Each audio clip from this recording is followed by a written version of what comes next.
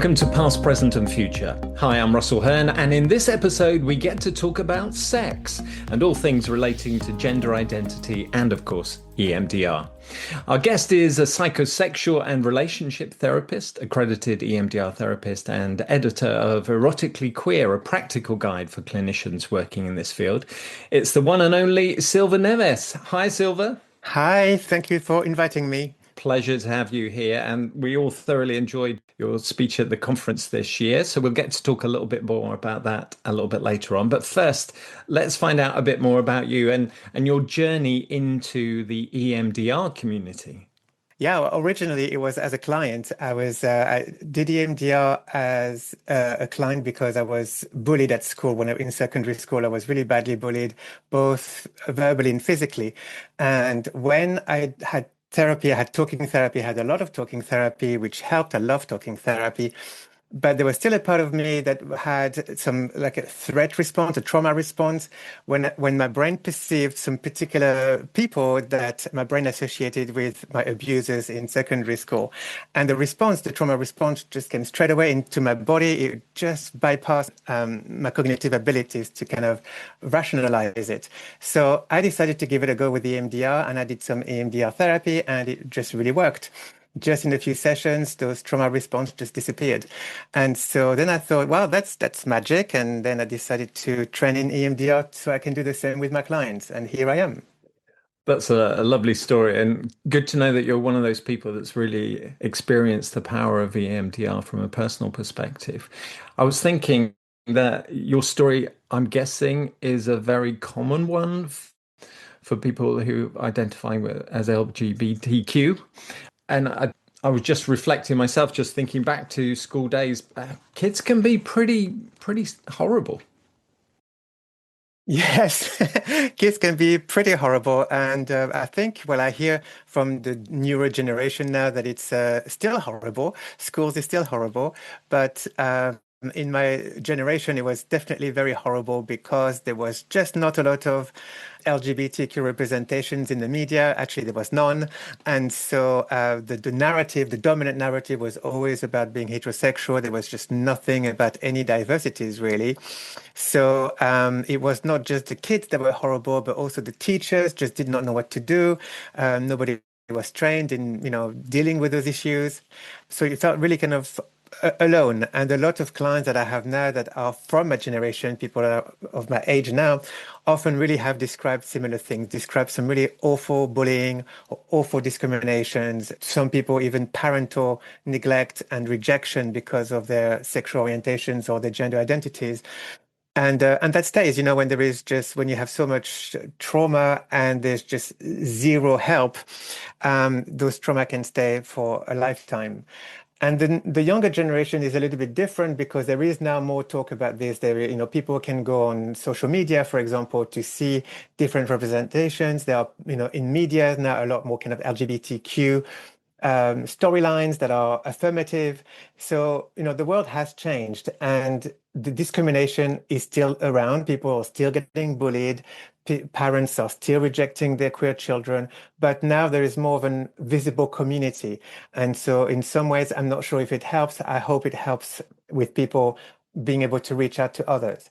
In my generation, it was like, okay, I'm different from the other and believing I was the only one because where do you go? There was no social media to kind of even look at other people that might be like me.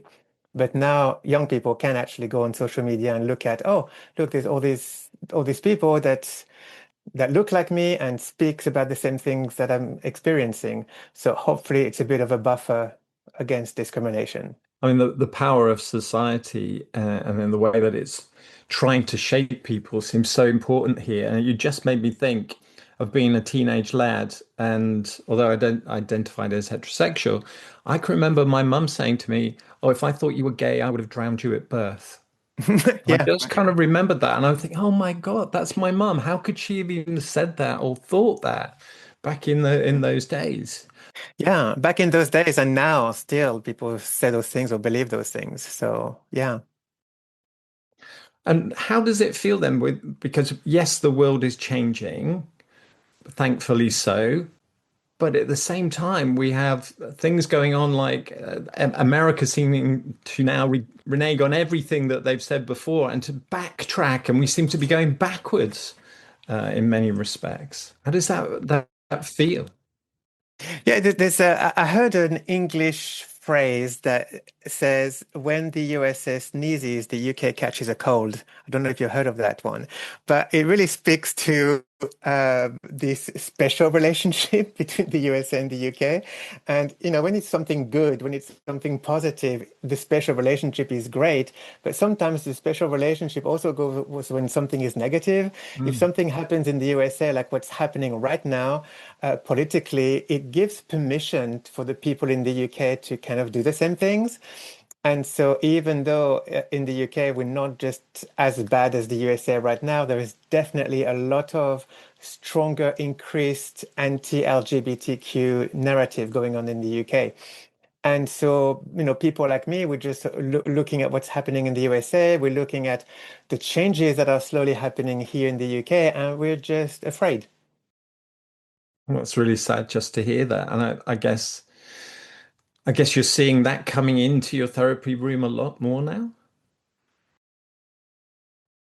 That's right. Yes, I talk to a lot of my queer clients, and most of them say the same type of things. They say we're afraid. I have quite a few friends who live in the USA who are now fleeing the country to feel safer, and so it's a trauma to have to relocate because of political oppression. And here in the UK, it might be happening. We just don't know, right? I'm hoping not. But when you look at some political parties that have a similar anti-LGBTQ rhetoric, you think, oh, depending on who gets into power next, human rights can change. And it's not just for LGBTQ, but all of the protected characteristics that we currently have could be wiped out. So it is frightening. And it is the first time in my life that I thought maybe I need to find another place to relocate to just in case. I was born in France and I came to the UK not to flee France. I came to the UK just because I wanted to, because at the time I was European, so I could. But now I'm thinking maybe changing countries not for, being in a different place, but for being in a safer place. And so it's a bit distressing. I think hearing you talk, it makes us think that, I'm one of those people that just thinks, well, we should all just get on, and we are, aren't we? And let's just be nice to each other. But you've made it very clear how vulnerable the world is for many people, not just those who identify in terms of a diverse group for their gender, but for everybody. And you mentioned everyone's special characteristics, those protected characteristics. The world can be vulnerable, and we have to be very clear, and we have to be very aware, and not hide away from this, but just to face up to some of these issues and make sure that we continue talking about them and standing up for these rights. That's become very clear, I think, in what you've said. Yeah, that's right. And if we look at the whole of the history of humanities, it just comes and goes, right? There are some times that are prosperous times where people are more liberal and people are more accepting of differences, and there are times where it's the opposite. And right now we are, getting into a low ebb of, what humans can do in terms of loving each other. But it will change again, and in maybe I don't know when, maybe in 10 years from now, who knows? But I have hope that things are not going to just keep going down and downhill. It's just there's going to be resistance. There's going to be a lot of queer people and people of other diverse populations who are going to rally together. We've done that before. We're going to do that again. And we're going to rally with art, with music, with books, with going into the streets, right? It's going to happen again. And so we will survive one way or another. But it is definitely a difficult time right now. And I get that from my clients a lot. I've got some clients who say, I'm putting off from buying a house because I don't know if I might need to leave the country at some point. So I'm not going to buy right now. Don't want to make that kind of commitment. I have some clients who put off having a family. They're like, I'm not really sure I want to have a baby right now, just in case we need to pack up and leave. Mm. I have some, clients who are just really looking into the world and think, and are just really in a state of permanent anxiety and stress and fear. And it's not just in their heads, of course. I mean, sometimes we can make up stories, the worst case scenarios, like I do. I'm thinking worst case scenario, I might just need to leave the country. But sometimes it's also what we are exposed to on a daily basis.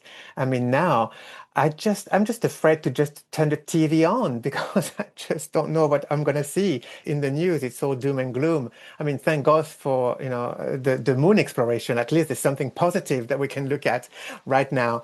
But it's so easy to just be exposed on a daily basis with just awful news that can contribute to extra anxiety, extra stress. So yeah, it's not very helpful right now. Yeah, and lovely to think about, the space mission and the views of the Earth and how small and vulnerable the Earth is and how we all live here on that one little place and how important it is for us all to work together. Yeah, I think it's really good, because all these years ago, 15 years ago, when there was the last time there was a moon exploration and everyone could see the picture of the Earth, it actually gave an increased motivation to look after the planet. And so there was a lot more kind Mm. of ecological things that happened as a result of seeing the Earth like that. So I'm hoping now that we see the Earth again, that is going to remind us of the planet that we live on and remind us that we just all come from the same planet and maybe we should just love each other. There's enough room for everyone on this planet. I hope that this is going to be the message of the moon exploration right now. I agree. I was just thinking back to your presentation, and you were talking about societal norms and how they developed. And one of the things that you'd said that I've kind of connected with was that the origins of monogamy came from colonialism. You didn't get to explain that in too much detail, but I thought I'd ask you more about that now. And how come? How did that even work? It's it's become one of my hobbies to just kind of look at the origins of things because when you start to look at a little bit of it, you think, oh, wow, there's all this stuff that we don't know about or that we've forgotten about. I started becoming interested in it, reading a book. The first book I read that really got my curiosity going is a book called The Ethical Sluts. And they are the ones who, the authors actually speak about monogamy being a construct from early Christianity. And then there is the work of Meg John Barker and their book, Rewriting the Rules. It's a fantastic book. And again, it's just really looking at all the constructs and that we don't have to follow the rules that is given to us. We can rewrite them to fit our lives better. And so these two books in particular really got me interested. I read them years and years ago. And now I just love that. Like when there is something that everyone believes to be true, like a dominant narrative, I just love questioning it and I just love researching where it all comes from. Is it human nature or is it something that somehow we've learned to believe to be true? And so monogamy is one of those when you actually look back to where it originated from. It's a colonial thing where it was supposed to be for helping reproduction. It was not about, being loving somebody or being in a relationship with somebody forever. It was for reproduction and it was for getting assets together. So it was more kind of like a material things rather than anything else. And it just get people to stay together long enough to just do this reproduction. And so, but now it's almost like, it's gone so embedded in our society that we believe that human nature is monogamous and that people, when they start to date, they have to date just one person. They go into exclusivity without questioning, is it really something that's for me or not? Mhm. And so it's gone beyond what it was originally intended for. But the thing with that is that a lot of the people just are struggling with monogamy so much. And when they struggle with monogamy, they don't say that. They don't say, I struggle with monogamy. They say, I struggle with staying faithful, or I struggle with keeping desiring my partner that I've been with for 20 years, or I struggle with, my erections, or I struggle with my libido. And so then they believe they have a sexual problem, but actually, not for everyone, of course, but for a lot of people, they're actually struggling with monogamy. So what's interesting is that we're talking about the power of beliefs that become embedded in society that we just adopt through the way that we've been brought up and just assume that, that's the way life is. without questioning them. And I guess EMDR comes in where we are reprocessing outdated or irrational belief systems. So I was thinking, I wonder how EMDR is used in that way. So someone's coming in and they're struggling with that sense of monogamy, for instance. How would EMDR be part of that work? I think at the beginning, it's more about giving people options so that they can look at different options. If people don't believe there's a different option than monogamy, they're just not gonna, even think that it's a construct. So sometimes it's just to offer different perspectives and getting people to imagine what would it be like if they could be non-monogamous? What would life would be like if they could have diverse partners? Sexual partners or romantic partners, if, meeting a stranger at a bar and having, a night of passion with someone else, be part of their relationship, be part of the relationship agreement that they have with their regular partner. What would life be like? Where would be the distress? What would be the problem? And so sometimes it's really first not really kind of targeting anything with the MDR, but giving people options and allowing people to imagine different scenarios and different ways that people can be. In the past, a long, long time ago, before colonization, people just lived in villages and, reproduction was possible, of course, because that's why we're here today. But it wasn't within the context of monogamy. It was that the children were looked after by the whole village. And people had different partners. They had romantic partners with building a home together, and they had sexual partners for sexual pleasure. It was not all one person having to fulfill all of the needs of a household, or another person's needs. So sometimes just giving a bit of permission to think differently really helps a lot. And some people might come back and still say, well, I still want a monogamous relationship because that's where I feel more safe in, more secure in. Okay, great. Then you start to work with that and just to see how they can, have a better life with monogamy. They might still need to change some rules within monogamy, rules like I don't have to be your everything, right? If you need some entertainment, go and see some friends. I don't need to make you laugh as well as everything else, or it could be, different things. And but some other people, when they start to allow themselves to explore other ways of being, they might think, oh my gosh, I just relate so much more to a construct that might be something like an open relationship or even polyamory. And then people can start to explore some of that.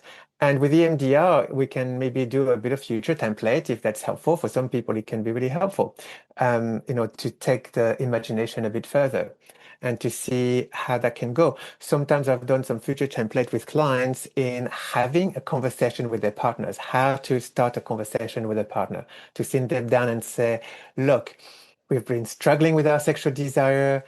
Maybe we need to rethink monogamy and to give some clients a bit of courage to have that important conversation with their partners. EMDR can help with that. And I was thinking, we're not having a go at monogamy here. This is just a point of conversation. But so really, we're looking at the stressors that have been created through imposed societal norms. That's, I think, what you're saying here, that maybe we're looking at how that doesn't fit with somebody and they want to express themselves in the best way that they can. So we're targeting those points of stress. Is that correct understanding?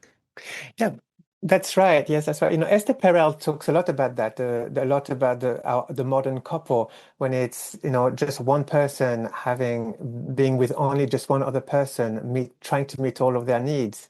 By the time the day is finished between, working hard to make money and then having to be the best husband, the best wife, the best sexual partner, the best companion, the best friend, and then also raising kids they just, people get burnt out and they do all of that in isolated places, in big cities, in a house or a flat in a big city, far Mm. away from family, far away from everyone else, when there's just nobody else that can help them.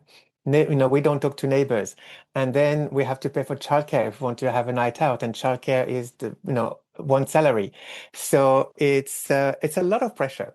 And I really like the how Esther Perel talks about this. You know, all the pressure that modern society puts on a couple, which is just two people, sometimes can be the biggest stressor. But if we don't think of it as a construct, and we only think of it as normal, rather than a construct that maybe we can change, maybe we can manipulate a little bit to create some room so that people can breathe and meet their needs in a different way, then something can happen. And you were talking about how you use EMDR and sort of the targets that you might be focusing on with your clients. And you identified not only the historic events that we will be very used to treating, but you were thinking about the current stress as well. And I think you said there was the proximal and distal stress of current events. Can you say more about that? Yeah, that's a theory of minority stress, and in that theory, this what we call distal stress and proximal stress. The distal stress is the stress that happens outside of ourselves. So that's the society's discrimination and oppression that we can't change. You know, EMDR can't change that because it's external to us. It's what's in our society. Hmm. But what we can do with that is helping somebody recognize that the stressor is not them being broken, but it's society making them feel this way. And so part of the therapy will then to help them accept themselves as who they are authentically, rather than believing they're the broken one, and then to raise resilience and coping strategies to deal with the external stress that we can't change. And that can be encouraging people to get together in communities. Community is so important, you know, finding your chosen family. But sometimes it can also be about, keeping talking to yourself to actually say, I'm not the black sheep here. I'm not the one who's wrong. So some affirmation can also be helpful. And the proximal stress is what we internalize. So if we are told so many times in our childhood, but also in society, that we're not good enough, that we're bad, that we should be heterosexual, whatever, or a specific gender, then we can start to feel that, to actually have that inner voice that says, I'm wrong, I'm bad, I'm broken, I don't deserve, I should shrink, I don't have a space, I shouldn't have a voice. And that we can target in EMDR in either butterfly hugs or the flash technique. It works really well, I find, to target the voice. And so that inner voice, that is the negative one. And then if you target the voice, then you can even associate a picture to it. You know, what does the voice look like? And then the feelings in the body, and you can process that. And that works really well for the proximal stressor. So both the resilience on the outside, how to be more resilient on the outside, and also how we can work on ourselves to not believe what society tells us we should be. Um, so much I need to ask you about. Thinking again back to all the information that you gave us at the conference, when you were talking about gender identity, you were talking about sexual orientation, you were talking about relationship preferences and status. And I'm thinking that's a lot of information. And there was so much that I came across for the very first time listening to you talk. And I was thinking, how how do I work as a heterosexual therapist with clients who may be bringing to me lots of descriptions about their own identity that maybe I'm not familiar with? How do I approach that? Well, it's just, you don't have to know everything. I don't know everything, even though I work with these communities all the time, because there are new words that come out with new identities or new ways of describing sexual orientations, erotic orientations, gender, and so on. So it's just about, continuing to be curious about it. Once in a while, you can just Google a little bit or, pick up a book on that, that talks about queer communities and just keep being curious. And with that, it's also to keep questioning, as we were just talking about, those dominant constructs that we believe to be true because they're not true for everyone and they don't fit with everyone. So it's kind of like staying open and curious. And that's kind of it, really. That's what we talk about in raising awareness for our population. as a profession to be able to talk to each other about this. And it's not just, you being heterosexual, because there are also some gay therapists who don't know so much about gender identity or don't know so much about erotic orientation. So it's all of us, really, all of us can keep in touch with all sorts of different diverse populations and keep learning about them, with them, but about them. Clients can teach us things. Of course they can, but we should educate ourselves as well, not wait for a client to educate us. And so it's just that to just think, you've got your own practice, you've got your own sexual orientation, your own life, your own relationship preference, your own clients that you attract, all that is good. And there's all this other stuff that you might not see every day. Once in a while, you can just open the door and look at all the other stuff. So keeping curiosity alive in the therapeutic relationship sounds That's right. like what you're saying, but I was also thinking of cultural humility and the writings around that and how, and you've just said it then, don't expect to just be told everything from your client, actually show an interest, go out and learn some things for yourself so that you're able to have these open and curious conversations within the therapy session. How much do you think then therapists should consider self-disclosure when talking about gender and diversity? I think it really depends. I mean, there's so many different modalities, and there's so many modalities are telling us that we should never self-disclose anything, and other people think that we should. I think that self-disclosure is really, really good. Obviously, appropriate self-disclosure. So I don't disclose to my clients that, I've been bullied in my past. That's irrelevant to clients. But I disclose my sexual orientation if it is relevant for clients. And sometimes I even have a flag here in my consulting room. I have a flag just to show clients that I am part of the queer communities. But heterosexual people who are genuine allies can also have the flag to say, I'm an ally here. And there's even an ally flag that people can have. So, and that is part of a self-disclosure. It's just, you don't have to have your entire room painted in rainbow colors, but just to have one symbol that represents, I know, and I got you, can be really important for communities that are marginalized. And, having your intake form things like, name, surname, pronouns, just that is telling the clients, okay, this therapist actually cares, he or she knows about the importance of pronouns. So it can be really, really small little things that can help a lot with clients. And in terms of self-disclosure, you don't have to self-disclose, what you do in your bedroom, your sex life, or whatever. You don't have to disclose your identities if you don't feel comfortable with. But sometimes to say, I'm an ally, why not? But not, you can't just say it, you have to actually walk the talk as well. So you have to actually be a true ally, be interested in knowing where the pride events are in your local communities and knowing where the LGBTQ specific services are. Those are, parts of allyship. And sometimes it's also good to self-disclose things that you just don't know about. We don't have to pretend we know everything. And when a client just says to me something like a specific word that I've never heard of, or a specific club that they go to that I've never been to or that I've never heard of, I'll say, "Oh, I've never heard of this one. So, but I'm going to do some Googling in between sessions, and I'll get back to you next week." And again, saying that means that, okay, thank you for teaching me this, but also I'm going to do my own learning. You don't have to do it for me. I'll do my own learning. So those things are, important. I think that for marginalized communities, if the therapist is really a blank canvas, doesn't say anything, does not disclose anything, some minority groups can perceive it as oppressive because they'll be like, oh, I just don't know how to gauge this person. I don't know how to engage with that. And this is the experience that we often have out there in the streets. Sometimes we're in the streets and there is someone that we can't quite pick up whether they're an ally or an enemy. We just have to scan them and just, worry and question. And sometimes it might be good to be able to sit down with your therapist and not have to figure the therapist out, for the therapist to make a self-disclosure about, their allyship. Hmm. So just simple little things during the conversation, just introducing yourself and using your own pronouns, for example, Yeah, just says we that's can right. talk about this. I'm That's right. open. Okay.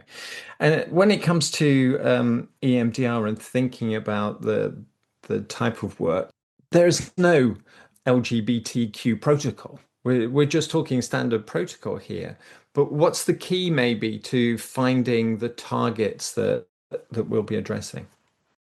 Yeah, I think EMDR works for all populations. We don't have a specific protocol for LGBTQ people, but what we do need to have is just figuring out what is the right target. Because for as I was saying earlier, we can't target society, right? Society can't change with EMDR, and sometimes we should not be targeting feeling anxious about society because that's a normal response of what's going on in society. So if we reduce the anxiety about what's actually happening in society, maybe we're helping a client stop being anxious of something they should be anxious about, and they can put themselves in danger. So that's not so good, I don't think. And so sometimes you have to think in that way, to think of, what is it that we need to do here? If someone has really acute generalized anxiety and they can't function in life, sure, we can target anxiety, but not to the level of not looking at the actual danger.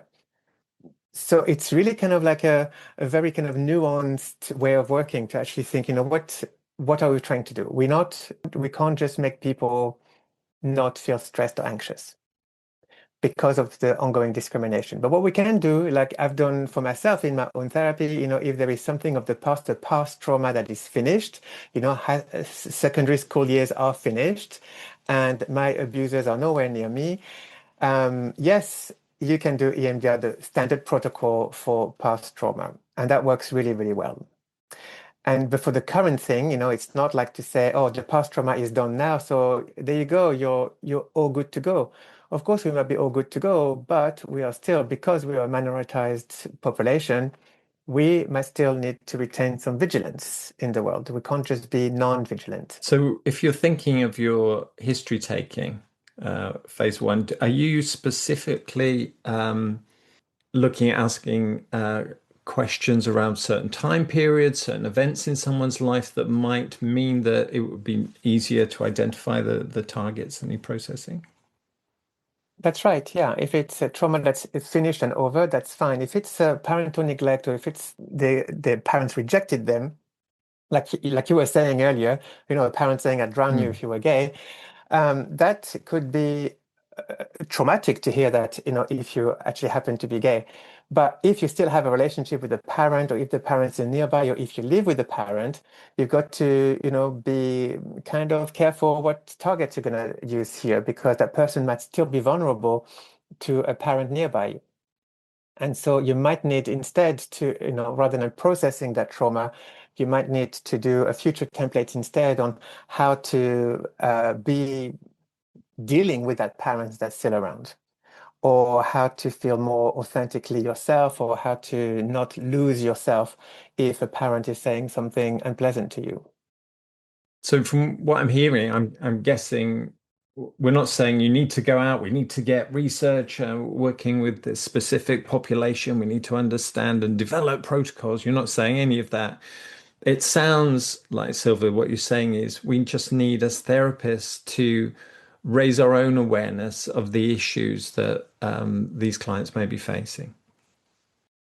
That's right, yes. And with the awareness to put ourselves in the shoes of clients in minoritized places. Things that might not be relevant to a heterosexual person is very relevant to a queer person. Um, Not just the very simple gesture of holding someone's hand, holding your partner's hand, that is a totally different experience if you're a heterosexual person compared to if you're a queer person. So sometimes it's just about putting yourself in the shoes to say, what would it be like for me if I was walking down my streets that I walk down every time and I held the hand of a man instead of my wife? What would I feel like?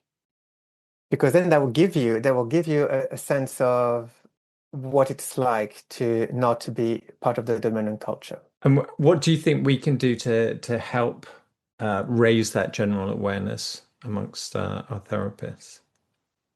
I think we just need to talk to each other. you know, to talk to each other, and what I'd like to see is in clinical training and also in textbooks to have case studies that represent LGBTQ people, represent non-monogamous people, represent people who are not white, who are not Western, who have different backgrounds, basically. Because a lot of the case studies that we have tend to be the same kind of population, and it doesn't always speak to everyone else. And again, it's not about changing the EMDR protocol, but it's just about the awareness that when you sit with somebody that is outside of the dominant narrative, there are some differences, and just to be aware of them. So, and we can only be aware of them if we talk about these populations, working with those populations in case studies, in training, in CPDs, and with each other when we get together, like in a conference. Silva, it's been a pleasure to talk to you. You have such a lovely, warm, and engaging style. It's been lovely to spend this time with you. Thank you so much. Thank you. Past, Present, and Future is a Laura Beech production for EMDR UK.